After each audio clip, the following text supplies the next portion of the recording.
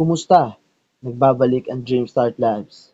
Sa video na ito, gusto kong ipakita sa inyo kung paano i-double check ang halaga ng ipon ng isang miyembro. Ipalagay natin na sinabi ni Divina mukhang mali sa kanya ang halaga ng kanyang savings at gusto niyang ipasuri sa bookkeeper ang bawat transaksyon niya.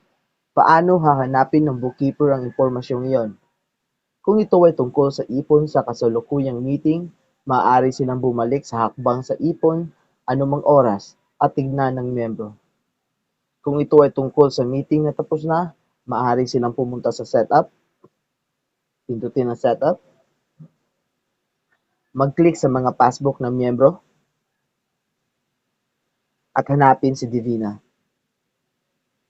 Pindutin ang pangalan ni Divina, pindutin ang tab na ipon, at ayun, nandyan ka na. Maaari mong ipakita kay Divina ang kanyang mga transaksyon sa pag-iipon. Paalala, kung may nakitang problema sa nakaraang meeting, maaaring muling buksan ng grupo ang pinakahuling meeting at gumawa ng pagbabago. Paano ito gawin ay pinaliwanag sa ibang video o maaari nilang itama ito sa pamamagitan ng pagsasaayos ng halaga ng ipon sa susunod na meeting. Maraming salamat.